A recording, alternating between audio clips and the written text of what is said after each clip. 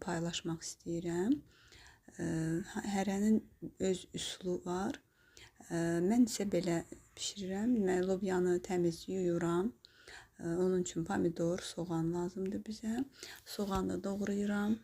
Lobyanı təmiz yuyub süzəndən sonra bu qaydada doğrayıram. Onu bəziləri əvvəlcədən qaynadır, amma mən təmiz yuduğuma görə qabaqcadan qaynatmıram lobyanı. Bu qaydada doğrayıram. Sonra pomidorun qabığını soyuram. Soğanı, doğramış soğanı yağda qovururam. Qəşəng qızıl rəng alana qədər. Ondan sonra doğramış lobyanı üstünə qoyuram, əlavə edirəm və birazca qarışdırıram.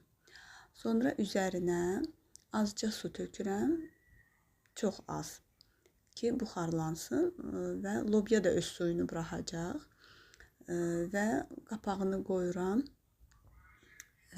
lobya bişsin bu qaydada. Amma xodunu çox vermirəm çünki yanar.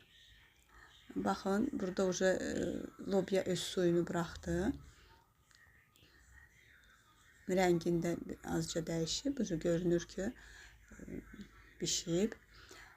Duzunu, istiotunu əlavə edib yenə qarışdırıram. Bu qaydada. Amma suyu çoxdur. Ona görə suyu tam quruyana qədər lobyanı qovururam. Çünki sulu dadlı olmur. Hamı bilir. Suyunu tam quruyana qədər qovururam. Ondan sonra deməli, baxın, burada suyu quruyub və mən doğramış pomidoru əlavə edirəm. Birazca qarışdırıram, çünki pomidor da öz suyunu buraxacaq.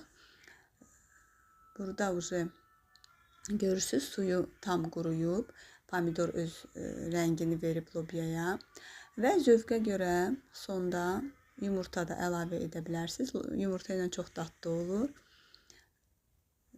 Belə əlavə edirəm yumurtanı. Bu üstünə də sarımsaq qatıqla çox ləzzətli olur.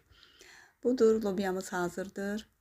Siz də belə üsulla bişirib hazır eləyə bilərsiniz. Hamıya nuş olsun.